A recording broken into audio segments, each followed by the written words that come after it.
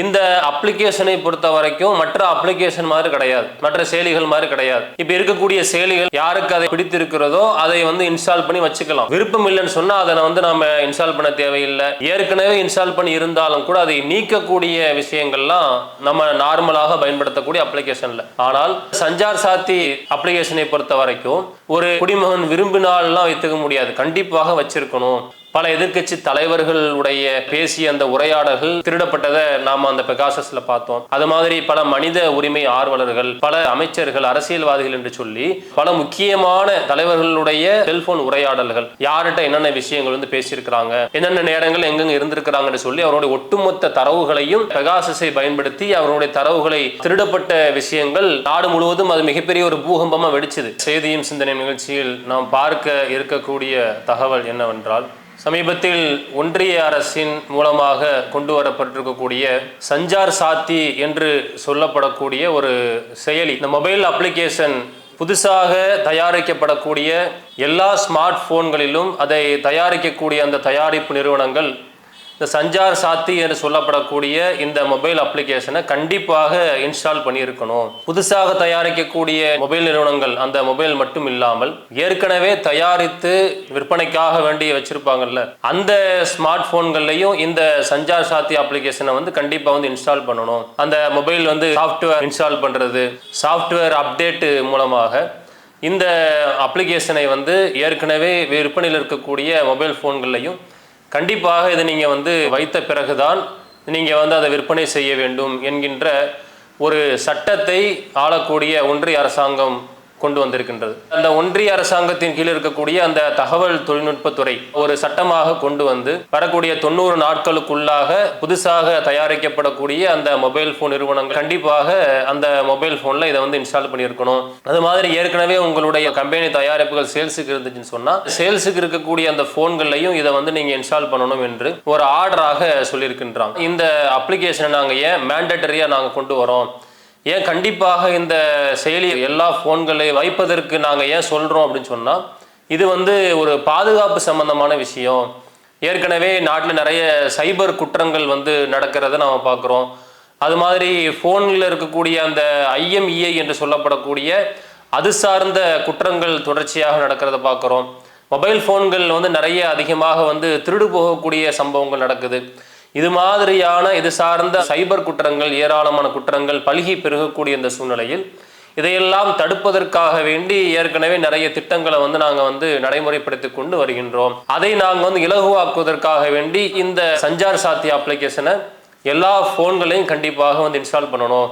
அப்படி செய்வதன் மூலமாக இது மாதிரியான குற்றங்களை குறைக்க முடியும் என்கின்ற அந்த ஒரு விஷயத்தை சொல்றாங்க. கூடுதலான ஒரு தகவல் என்னன்னு சொன்னா, இந்த அப்ளிகேஷனை பொறுத்த வரைக்கும் மற்ற அப்ளிகேஷன் மாதிரி கிடையாது, மற்ற செயலிகள் மாதிரி கிடையாது. இப்ப இருக்கக்கூடிய செயலிகளுடைய நிலவரம் என்ன, யாருக்கு அதை நாம பிடித்திருக்கிறதோ அதை இன்ஸ்டால் பண்ணி வச்சுக்கலாம். விருப்பம் இல்லைன்னு சொன்னா அதை நாம இன்ஸ்டால் பண்ண தேவையில்லை. ஏற்கனவே இன்ஸ்டால் பண்ணி இருந்தாலும் கூட அதை நீக்கக்கூடிய விஷயங்கள்லாம் நம்ம நார்மலாக பயன்படுத்தக்கூடிய அப்ளிகேஷன்ல. ஆனால் இந்த சஞ்சார் சாத்தி அப்ளிகேஷனை பொறுத்த வரைக்கும் ஒரு குடிமகன் விரும்பினாலாம் வைத்துக்க முடியாது, கண்டிப்பாக வச்சிருக்கணும்.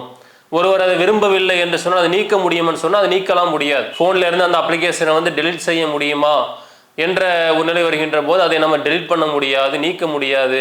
கண்டிப்பாக அந்த போன்களில் நாம் அதை வைத்தே இருக்க வேண்டும் என்கின்ற ஒரு நிலையை கொண்டு வந்திருக்கிறாங்க. யாரெல்லாம் இதற்கு கட்டுப்பட மறுக்கிறாங்களோ, இந்த செயலியை எந்த கம்பெனி நிறுவனம் அப்ளை பண்ண மாட்டோம் என்று சொல்கின்றார்களோ, அப்படி சொல்லும் போது என்ன ஆகுதுன்னு சொன்னா, டெலிகம்யூனிகேஷன் ஆக்டின் படி இது மாதிரியான இந்த செயலியை யாராவது வைத்துக்கொள்ள விரும்பவில்லை, அதற்கு கட்டுப்பட மறுக்கிறாங்கன்னு சொன்னா இந்த சட்டத்தை பயன்படுத்தி, இந்த ஆக்டை பயன்படுத்தி அவர்கள் தண்டனைக்குரியவர்களாக மாறுவார்கள்.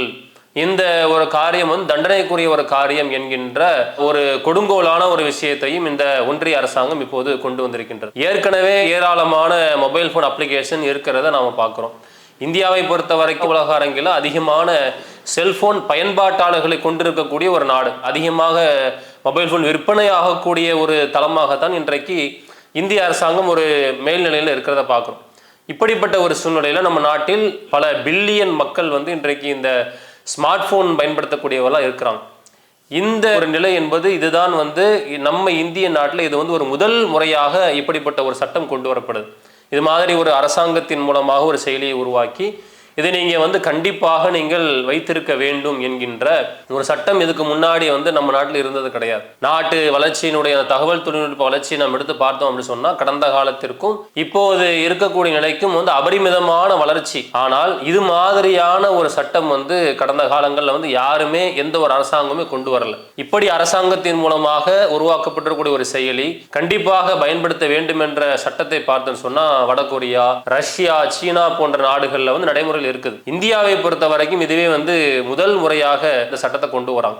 இந்த ஒரு செயலியை பதிவிறக்கம் செய்வதன் மூலமாக ஒன்றிய அரசின் கீழ் இருக்கக்கூடிய அந்த தகவல் தொழில்நுட்பத்துறை DOT என்று சொல்வார்கள். இவங்க என்ன பண்ணுவாங்கன்னு சொன்னா செல்போன்ல இருக்கக்கூடிய எல்லா விஷயங்களையுமே அவர்கள் ஆக்சஸ் பண்ண முடியும். உதாரணமாக இந்த செயலியை ஒரு இன்ஸ்டால் பண்றாருன்னு சொன்னா இன்ஸ்டால் பண்ணும்போது அது என்னென்ன கேட்குன்னு சொன்னா உங்கள் மொபைல் போன்ல இருக்கக்கூடிய எல்லா தரவுகளையும் நான் ஆக்சஸ் பண்ணலாமா, உங்களுடைய கேமராவை நான் ஆக்சஸ் பண்ணிக்கொள்ளலாமா, அது மாதிரி உங்களுடைய SMS, வாட்ஸ்அப் போன்ற விஷயங்களை ஆக்சஸ் பண்ணலாமா, லொக்கேஷன் நீங்கள் எந்த இடத்துல இருக்கிறீங்க என்பதை ஆக்சஸ் பண்ணலாமா என்பது என்று கேட்கும்போது செயலியை நாம் இன்ஸ்டால் பண்ணும்போது அது எல்லாமே நாம் ஓகே கொடுக்கக்கூடிய, இதுக்கெல்லாம் நாம் சரி என்று சொல்லக்கூடிய ஒரு நிலைக்கு செல்போன் பயன்பாட்டாளர் என்ன பண்ணுவான்னு சொன்னால் அதற்கு தள்ளப்படுவார். இது எங்கே கொண்டு போய் விடுன்னு சொல்கிறாங்கன்னு சொன்னால் இது மாதிரியான துறையில் இருக்கக்கூடிய தொழில்நுட்ப வல்லுநர்கள் சொல்கிறாங்க இது மிகப்பெரிய ஒரு மாஸ் சர்வைலன்ஸாக இது மாற வாய்ப்பு இருக்குது. எல்லா தகவல்களையுமே திரட்டக்கூடிய ஒரு நிலைக்கு இது தள்ளப்படும். அது மாதிரி ஒருவரை பற்றிய எல்லா விஷயங்களையும் கண்காணிக்கப்படக்கூடிய அளவிற்கு பெரிய அளவிலான கண்காணிப்பு, மாஸ் சர்வைலன்ஸ் என்று சொல்லக்கூடிய ஒரு நிலைக்கு இந்த அப்ளிகேஷனை பயன்படுத்தி ஒரு மனிதரை தள்ளுவார்கள் என்கின்ற ஒரு நிலை இன்றைக்கு இருக்கின்றது. பாதுகாப்பு என்ற பெயரில் தகவல் தொழில்நுட்ப சார்ந்த அந்த பாதுகாப்பை ஊர்ஜிதப்படுத்த வேண்டும் என்று கொண்டு வரும் என்கின்ற பெயரில் பாதுகாப்பு என்ற பெயரில் இவர்கள் என்ன பண்றாங்கன்னு சொன்னா எல்லா மனிதர்களையுமே குற்றவாளிகள் கூண்டில் ஏற்றுறாங்க. யாரெல்லாம் எங்கெங்க போறாங்க, என்னென்ன பயன்படுத்துறாங்க, யார் யாரோட என்னென்ன பேசுறாங்க, ஒரு குடும்பம் சார்ந்த விஷயங்கள் பேசக்கூடிய நிலை இருக்கும். இதையெல்லாமே இவர்கள் ஆக்சஸ் பண்ணக்கூடிய ஒரு சூழ்நிலை, எல்லாரையுமே ஒரு குற்றவாளிகளை போல் பார்க்கக்கூடிய ஒரு நிலைக்கு தள்ளுதா இல்லையா? ஒரு அரசாங்கத்தினுடைய கண்ணியமான ஒரு வேலையா? எல்லா குடிமக்களையுமே ஒரு குற்றவாளிகளை போல் கண்காணிக்கக்கூடிய ஒரு நிலைதான் சஞ்சார் சாத்தி என்று சொல்லப்படக்கூடிய இந்த அப்ளிகேஷனில் இருக்கக்கூடிய பாரதூரமான விஷயங்கள். ஏற்கனவே சில வருடங்களுக்கு முன்னால் நாம் எல்லாருமே அறிந்த விஷயம், பெகாசஸ் என்ற சொல்லக்கூடிய மிகப்பெரிய ஒரு பூகம்பம் நம்முடைய நாட்டில் வெடித்தது. இன்றைக்கு இந்த சஞ்சார் சாத்தியை பல மனிதர்கள் என்ன சொல்றாங்கன்னு சொன்னா இது பெகாசஸ் 2.0 என்று அழைக்கின்றார்கள். அதுவனுடைய மறு வடிவம் தான். பெகாசஸ்ல என்னென்ன விஷயங்கள் நாம் பார்த்தோம். பெகாசஸை பொறுத்த வரைக்கும் அது ஒரு இஸ்ரேலிய அமைப்பால் உருவாக்கப்பட்ட ஒரு அப்ளிகேஷன். அதை தனிநபர்களுக்கு யாருக்குமே அது விற்பனை செய்யலை. யார் அதை வாங்குறாங்கன்னு சொன்னால் அரசாங்கம் தான் வாங்குகின்றது. இதற்காக அதை பயன்படுத்துகிறாங்கன்னு சொன்னால் தீவிரவாத விஷயங்களை நாங்கள் தடுக்க போகின்றோம். நாட்டில் பல அண்டை நாடுகளிலிருந்து பல மனிதர்கள் ஊடுருவல்காரர்கள் அதிகமாக ஊடுருவக்கூடிய நிலை இருக்கின்றது. தீவிரவாத செயல்பாடுகள் அதிகரிக்கக்கூடிய ஒரு சூழ்நிலை இருக்கின்றது. அதையெல்லாம் நாங்கள் தடுப்பதற்காக வேண்டி நாட்டினுடைய அந்த தேசிய பாதுகாப்பை நாங்கள் ஊர்ஜிதப்படுத்துவதற்காக வேண்டித்தான் இந்த அப்ளிகேஷனை நாங்கள் வாங்கி செயல்படுத்துகிறோம் என்கின்ற பேரில் தான் நான் வாங்கினாங்க. ஆனால் அந்த பெகாசஸில் என்னென்ன நடந்துச்சு நம்ம பார்த்தோமா இல்லையா? பல எதிர்க்கட்சி தலைவர்களுடைய அந்த பேசிய அந்த உரையாடல்கள் திருடப்பட்டதை நாம் அந்த பெகாசஸில் பார்த்தோம். அது மாதிரி பல மனித உரிமை ஆர்வலர்கள், பல அமைச்சர்கள், அரசியல்வாதிகள் என்று சொல்லி பல முக்கியமான தலைவர்களுடைய அந்த செல்போன் உரையாடல்கள், யார்கிட்ட என்னென்ன விஷயங்கள் பேசியிருக்கிறாங்க, என்னென்ன நேரங்கள் எங்கெங்க இருந்திருக்கிறாங்கன்னு சொல்லி அவருடைய ஒட்டுமொத்த தரவுகளையும் இந்த பெகாசஸை பயன்படுத்தி அவருடைய தரவுகளை திருடப்பட்ட விஷயங்கள் இன்றைக்கு நாடு முழுவதும் அது மிகப்பெரிய ஒரு பூகம்பமாக வெடிச்சுது. அந்த நேரத்தில் என்ன சொன்னா 2021 சுப்ரீம் கோர்ட் ஒரு ஆர்டர் போட்டு RV ரவீந்திரன் என்ற ஒரு ஜஸ்டிஸ் தலைமையில ஒரு குழு அமைத்து இது சம்பந்தமாக விசாரிக்க வேண்டும் என்கின்ற ஒரு நிலையெல்லாம் கடந்த காலத்தில் நடந்துச்சு. அந்த குழு கூட சில நாட்கள் கழித்து என்ன சொன்னாங்க, எங்களை சுதந்திரமாக செயல்பட விட மாட்டேங்கிறாங்க, எங்களுடைய செயல்பாட்டில் ஏராளமான ஊடுருவல் இருக்கின்றது, ஏராளமான குளறுபடிகளை திணிக்கின்றார்கள் என்று சொல்லி அவர்கள் புலம்பக்கூடிய நிலை. இன்றைக்கும் அதற்கு ஒரு முடிவு கட்டப்படவில்லை. அதுவெல்லாம் நிலையில் இருக்கக்கூடிய இந்த சூழ்நிலையில் இன்றைக்கு இந்த சஞ்சார் சாத்தி என்ற ஒரு விஷயத்தை இவங்க கொண்டு வர்றாங்க அப்படின்னு சொன்னா இது எப்படிப்பட்ட ஒரு மக்களை கண்காணிக்கக்கூடிய ஒரு விஷயமா இருக்கும். அந்த பெகாசஸ் விஷயத்துல கூட அம்னஸ்டி, சிட்டிசன் லேப் போன்ற அமைப்புகள்லாம் கூட மிகப்பெரிய அளவில் குற்றச்சாட்டை வச்சாங்க. வேண்டுமென்றே ஒன்றிய அரசு திட்டமிட்டு செய்த ஒரு விஷயம், தனி மனிதர்களுடைய அந்த உரிமை மீறல் சார்ந்த விஷயங்களை செய்திருக்கின்றார்கள் என்ற குற்றச்சாட்டை இது மாதிரியான அமைப்புகள் எல்லாம் முன்வைத்தது. அதற்கு ஒன்றிய அரசின் சார்பில் எந்த விதமான பதிலும் அளிக்கப்படவில்லை. அதற்கு சரியான ஒரு பதில் சொல்லப்பட்டதா, அதற்கு சரியான ஒரு ஆதாரம் கொடுக்கப்பட்டதான்னு சொன்னால் எந்த விதமான சரியான ஒரு பதிலோ எதுவுமே சொல்லாமல் கிடப்பில் போடப்பட்டிருக்கக்கூடிய சூழ்நிலையில் சட்டத்திற்கு புறம்பான ஒரு விஷயம், அன்அஃபீஷியலாகத்தான் பெகாசஸ் என்ற விஷயம் நடந்துச்சு. அன்அஃபீஷியலாக நடந்த அந்த விஷயங்கள் எல்லாம் இன்றைக்கு சட்டத்தை பயன்படுத்தி அஃபீஷியலாக செய்ய வேண்டும் என்பதற்காக வேண்டுமென்றே திட்டமிட்டு இந்த சஞ்சார் சாத்தி என்ற ஒரு அப்ளிகேஷனை கொண்டு வருகின்றார்கள் என்று இன்றைக்கு ஏராளமானவர்கள் குற்றச்சாட்டு வைக்கிறத பார்க்குறோம். சட்டத்தின் அடிப்படையில் ஆட்சி நடத்த வேண்டும் என்பதுதான் அடிப்படை. சட்டம் என்ன சொல்கின்றது? ஒரு மனிதருடைய தனி உரிமை என்பது பாதுகாக்கப்பட வேண்டும். தனி மனித விஷயங்கள் என்பது அவருடைய உரிமை சார்ந்த விஷயங்கள், அவர்களுடைய பாதுகாப்பு சார்ந்த விஷயங்கள் ஊர்ஜிதப்படுத்த விட வேண்டும் என்பதுதான் சட்டம் சொல்லக்கூடிய விஷயம். சட்டம் என்கின்ற ஒரு விஷயம் இருக்கின்ற அடிப்படையில் ஒன்றிய அரசு சட்டத்தின்படி எந்த விதமான ஒரு செயல்பாட்டும் செய்கிறது கிடையாது. அரசியலமைப்பு சாசனம் பிரிவு 21 படி அது என்ன சொல்லுது? உயிர் மற்றும் தனிமனித உரிமை சார்ந்த விஷயங்கள் பாதுகாக்கப்பட வேண்டும். அந்த பாதுகாப்பை வாழக்கூடிய அரசாங்கங்கள் என்ன பண்ணணும்? அதை ஊர்ஜிதப்படுத்த வேண்டும் என்று சொல்லக்கூடிய இந்த சூழ்நிலையில இன்றைக்கு எல்லா சட்டங்களையும் காற்றில் பறக்க விட்டு இது மாதிரியான விஷயங்களை கொண்டு வரும்போது அதனால எவ்வளவு மக்கள் பாதிக்கப்படுவார்கள். ஒரு மனிதர் இன்னொரு மனிதர்கிட்ட நம்பி சில விஷயங்கள் போன்ல பேசுவாரு, தன்னுடைய உறவினர்கள்ட்ட நிறைய விஷயங்கள் அவசியமாக பேசுவாங்க, குடும்பம் சார்ந்த விஷயங்கள், கணவன் மனைவி இருப்பாங்க, பெற்றோர் பிள்ளைகள் இருப்பாங்க, இப்படி அவர்களுக்குள்ளாக ஏராளமான தகவல்களை பரிமாறிக்கொள்வார்கள். அவர்கள் சார்ந்த புகைப்படங்கள், வீடியோக்களை தாங்கள் சார்ந்த மனிதர்களோடு நம்பி பரிமாறக்கூடிய ஒரு சூழ்நிலையில இந்த செயலியை ஒரு ஸ்மார்ட் போன்ல ஒருத்தர் வச்சிருந்தான்னு சொன்னா ஒருவித பயத்தோடையே அவருடைய வாழ்க்கை இருக்குமா இல்லையா? இந்த அப்ளிகேஷன் இருக்குது, அந்த போனை எப்படி நம்ம பயன்படுத்த முடியும், நம்மை சார்ந்த தரவுகள் பாதுகாக்கப்படுமா, யார் யார் நம்முடைய தரவுகளை பார்க்குறாங்கன்றது தெரியலையே, எங்கே கொண்டு போகிறாங்கன்றது தெரியல என்று ஒருவித பயத்தோடையே மக்களை வைத்திருக்கக்கூடிய நிலைக்கு தான் இந்த அப்ளிகேஷன் தள்ளக்கூடிய ஒரு சூழ்நிலை இருக்குதா இல்லையா? நாம் சிந்திச்சு பார்க்கணுமா இல்லையா?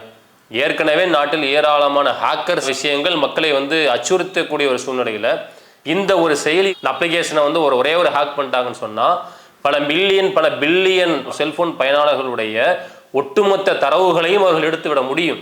அவர்கள் எடுப்பது மட்டும் இல்லாமல் யாருக்கு வேண்டுமானாலும் அதை விற்பனை செய்யக்கூடிய ஒரு நிலைக்கு இந்த அப்ளிகேஷன் தள்ளும் என்கின்ற ஒரு நிலை இருக்கின்றது. அரசாங்கம் சொல்லக்கூடிய விஷயம் என்னன்னு சொன்னால் நாங்கள் 3.7 மில்லியன் செல்போன் திருட்டுகளை நாங்கள் இது மூலமாக நாங்கள் தடுத்திருக்கிறோம், 30 மில்லியன் போலியான ஏமாற்று இணைப்புகள், ஃபிஷிங் லிங்க்ஸ் சொல்லுவாங்க, அது மாதிரியான ஏமாற்று இணைப்புகளை நாங்களும் தடுத்திருக்கிறோம் என்று சொல்கின்றார்கள். அதுவெல்லாம் ஒரு அரசாங்கத்தினுடைய கடமை. ஒரு மனிதர்கள் நாட்டில் வாழக்கூடிய குடிமக்களுடைய பாதுகாப்பு சார்ந்து அவர்கள் பயன்படுத்தக்கூடிய அந்த பொருட்களினுடைய அந்த தகவல் சார்ந்த விஷயங்களை ஊர்ஜிதப்படுத்துவது, அதை பாதுகாப்பு உறுதிப்படுத்துவது ஆளக்கூடிய அரசாங்கத்தினுடைய வேலை. நாங்கள் அதை செய்ய போகின்றோம் என்கின்ற பேரில் தனி மனிதர்களுடைய தரவுகளெல்லாம் நாங்கள் பெற்றுக்கொள்ள முடியும் என்கின்ற ஒரு நிலை என்பது மிகப்பெரிய ஒரு பாரதூரமான விஷயம். சட்டத்திற்கு உட்பட்டு தான் இந்த மாதிரியான காரியங்களை செய்ய வேண்டும். இது மாதிரியான தீவிரவாத கண்காணிப்பு செய்கின்றோம், இது மாதிரியான குற்றங்களை குறைக்கின்றோம் என்று சொன்னால் அதை செய்வது என்பது சட்டம் என்ன சொல்கின்றது, சட்டத்தின் அடிப்படையில் ஆட்சி செய்யும் போது சட்டத்திற்கு கட்டுப்பட்டு அரசியலமைப்பு சாசனம் சொல்லக்கூடிய விதிகளை எல்லாம் மீறாமல் தான் அதை செய்ய வேண்டுமே ஒழிய அதையெல்லாம் நாங்கள் ஒருபோதும் நாங்கள் மதிக்க மாட்டோம், அதை துச்சமாக கருதிவிட்டு அதையெல்லாம் மீறி நாங்கள் இது போன்ற விஷயங்களை கொண்டு வருவோம், நீங்கள் கட்டுப்பட்டு தான் ஆக வேண்டும் என்று சொல்வது என்பது ஒரு வரம்பு மீறலான ஒரு விஷயமா இல்லையா?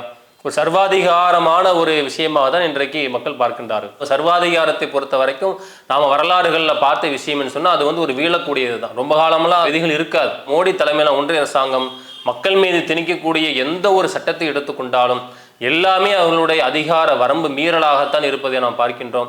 அது மாதிரி அவர்களுடைய அதிகாரத்தை மீறி மக்களை வஞ்சிக்கக்கூடிய ஒரு சர்வாதிகார ஆட்சியாகத்தான் இன்றைக்கு மோடி அரசாங்கமும் சரி, அவர்கள் கீழ் இருக்கக்கூடிய எல்லா அமைச்சகங்களுமே இது மாதிரியான ஒரு நிலையை தொடர்ச்சியாக கையில் எடுப்பதை பார்க்கிறோம். ஒரு எலிக்கு பயந்து வீட்டை கொளுத்துறான்னு சொல்லுவாங்கல்ல, இது மாதிரியான விஷயங்களுக்காக வேண்டி நாங்கள் சட்டத்தை மீறி செயல்படுவோம் என்று இவர்கள் தொடர்ச்சியாக செயல்படுவதை பார்க்கின்றோம். இந்த அதிகார வரம்பு மீறல், அது மாதிரி இந்த சர்வாதிகாரம் என்பது அதிக நாளுக்கு செல்லாது. இதையெல்லாம் மக்களை வஞ்சிக்கக்கூடிய ஒரு நிலை, இந்த நிலை மாறி மக்கள் மீது அக்கறை செலுத்தக்கூடிய ஒரு நல்லாட்சி அமைய வேண்டும் என்பதையும் நாம் நம்முடைய பிரார்த்தனையில் சேர்த்துக்கொள்ளும் என்று கூறிக்கொண்டு முடித்துக் கொள்கின்றோம். அஸ்ஸலாமு அலைக்கும் வரஹ்மத்துல்லாஹி வபரகாத்துஹு. அல்லாஹு அக்பர், அல்லாஹு அக்பர்.